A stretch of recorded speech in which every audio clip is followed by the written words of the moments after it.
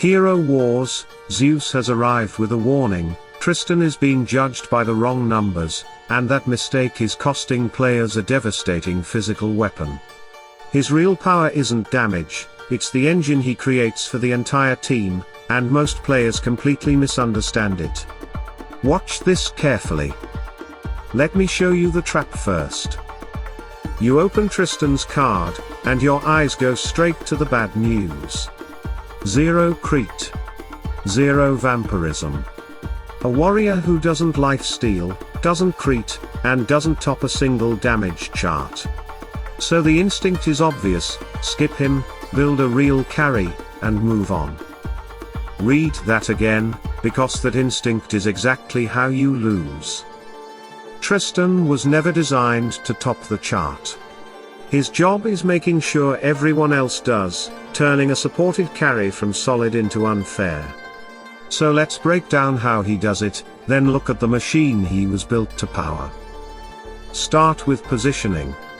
Tristan stands just behind your front line, and remember that, because several of his strongest abilities depend on the ally standing directly in front of him.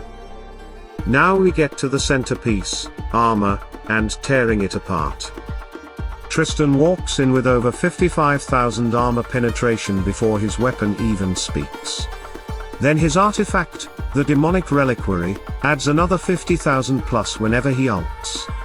But here's what people miss: it stacks, and each stack lasts 9 seconds. The longer the fight goes, the thinner that enemy armor becomes, again and again. He's not chipping away at the wall.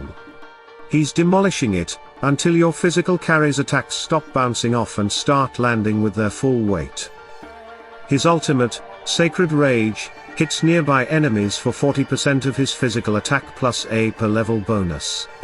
That's respectable damage, sure, but the real payload is the armor penetration stack it triggers.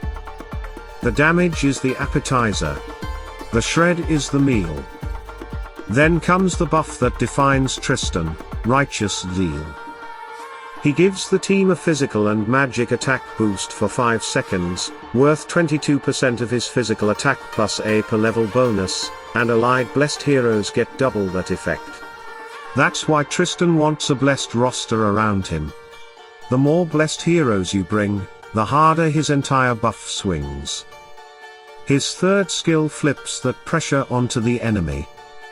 Serving the Light sends a demonic soul toward the nearest enemy, reducing their physical attack for 5 seconds. And for every blessed hero on your team, Tristan sends another soul toward a new target.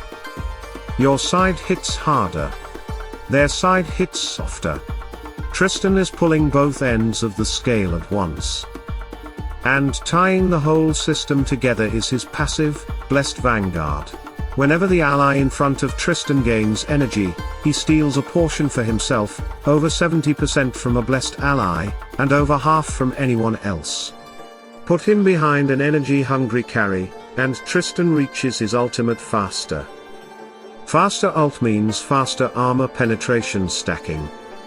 Faster armor shred means harder hits from your carry.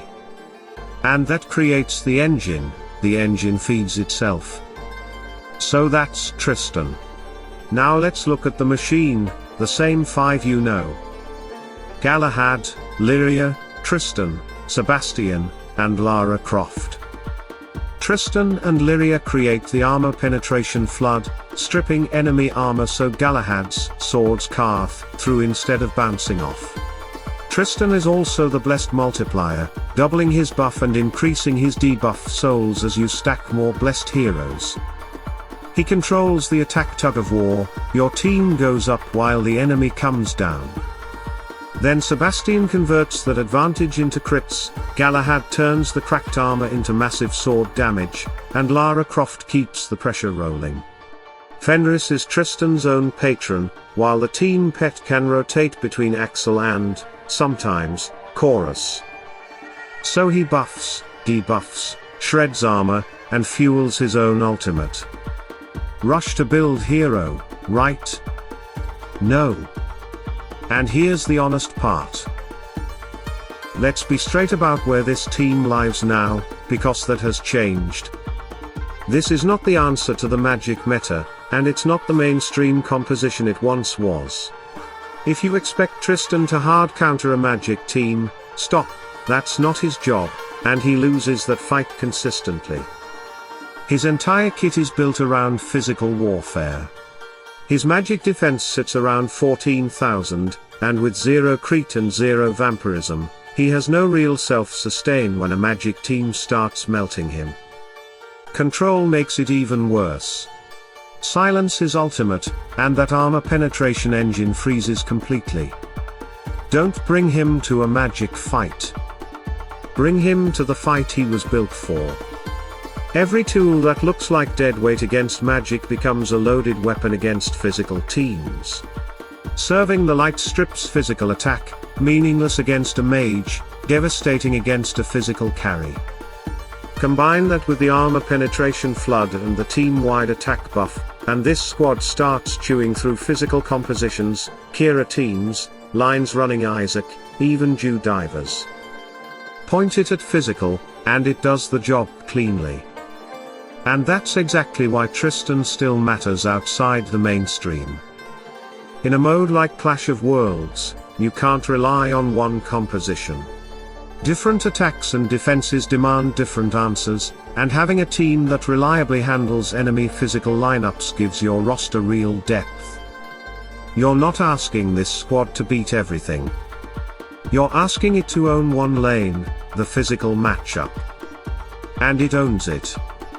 So, should you build Tristan? If you're deep into multi-team modes and need a physical answer that can hold across 6 lineups, yes. He's the enabler that makes the entire squad punch far above its reputation. But if you're chasing the magic meta, or you're missing the blessed and armor penetration core around him, he's not your guy. Build Tristan for the job he's actually good at. Aim him at physical teams, and he earns his slot. And when you do, his 3 artifacts are the Demonic Reliquary, the Alchemist's Folio, and the Ring of Strength.